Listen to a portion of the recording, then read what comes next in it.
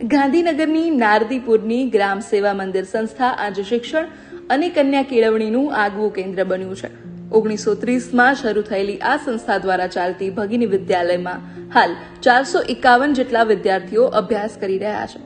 ખાસ વાત એ છે કે અહીં દૂર અને પછાત વર્ગના વિદ્યાર્થીઓ પણ સારું શિક્ષણ મેળવી રહ્યા છે। જાણીએ। ગ્રામ સેવા મંદિર નારદીપુરના એક ટ્રસ્ટી તરીકે હું નવીનચંદ્ર એલ પટેલ હાલ મંત્રી તરીકેની ફરજ બજાવું છું। આ સંસ્થા સને 1930માં ભોગીલાલ રાજારામ મહેતાના દાનથી શરૂ થયેલી, લગભગ 101 વર્ષ આ સંસ્થાના પૂર્ણ થવા જઈ રહ્યા છે।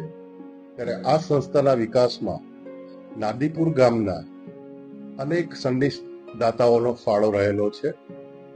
આ સંસ્થાને વિકાસના પંથે લઈ જવામાં સ્વર્ગસ્થ નટવરલાલ પંડિતનો પણ ફાળો રહેલો છે।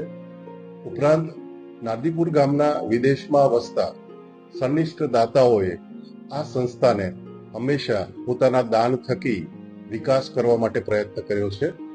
સ્ત્રી સશક્તિકરણ ઉત્કર્ષ માટે ઉત્તર ગુજરાતની અંદર ગ્રામ સેવા મંદિરનું એક આગવું નામ હતું। નારદીપુર પીટીસી કોલેજ તરીકે આ સંસ્થા ખૂબ પ્રખ્યાત હતી, એનું એક આગવું નામ હતું। આ સંસ્થાની અંદર ગુજરાતના રિમોટ એરિયામાંથી લગભગ 201 દીકરીઓ હોસ્ટેલમાં રહીને અભ્યાસ કરી રહી છે, જેને કોઈ પણ પ્રકારની ફી અહીંયા સંસ્થામાં આપવાની રહેતી નથી। ઉપરાંત નારદીપુર અને તેની આસપાસની વિસ્તારના ખૂબ જ ગરીબ બાળકો પૈકી લગભગ 801 જેટલા બાળકો એ આ વિસ્તારમાંથી આવીને આ સંસ્થામાં વિદ્યા અભ્યાસ કરી રહ્યા છે।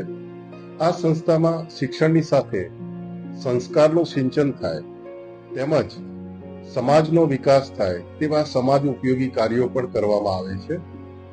વિદ્યાર્થીઓની આર્થિક પરિસ્થિતિને ધ્યાનમાં રાખીને આ સંસ્થામાં તેમને ગણવેશ, નોટબુક અને અન્ય શૈક્ષણિક સુવિધાઓ પૂરી પાડવામાં આવતી હોય। આમ ગ્રામ સેવા મંદિર નારદીપુર એ શિક્ષણ થકી સમાજ સેવાના ધ્યેયથી આજે નારદીપુરની શૈક્ષણિક ઓળખ છે એને પુનઃ સ્થાપિત કરવા જઈ રહ્યું છે। ગ્રામ સેવા મંદિર સંચાલિત ભગિની વિદ્યાલય નારદીપુરમાં હું ચૌધરી મનીષાબેન પ્રિન્સિપલ તરીકે 2019થી ફરજ બજાવું છું। અમારી સંસ્થાની સ્થાપના નો મૂળ ઉદ્દેશ કન્યા કેળવણી છે અને લગભગ 1972 થી આ સંસ્થાની શરૂઆત થયેલી છે।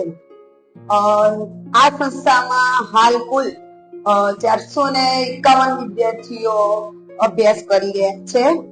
એમાં 300 જેટલી છોકરીઓ ગામની આજુબાજુના નારદીપુર, કાંઠા, ગોલખરા વગેરે ગામોની સંખ્યા છે, તેમજ 100 જેટલી દીકરીઓ જે છે એ પંચમહાલ, ગોધરા, કાંઠા વિસ્તારના જે જિલ્લાઓ છે એવા જિલ્લાઓની દીકરીઓ અહીં અભ્યાસ કરી રહી છે।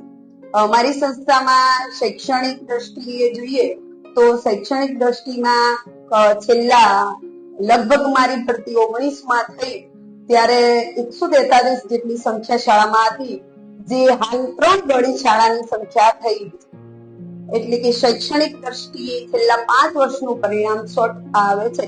અને લગભગ જ્યારે હું અમારું પરિણામ 21-22માં જ્યારે 100% આવ્યું ત્યારે ગાંધીનગરની ગાંટેડ શાળામાં ફક્ત મારી જ શાળા 100% પરિણામમાં હતી।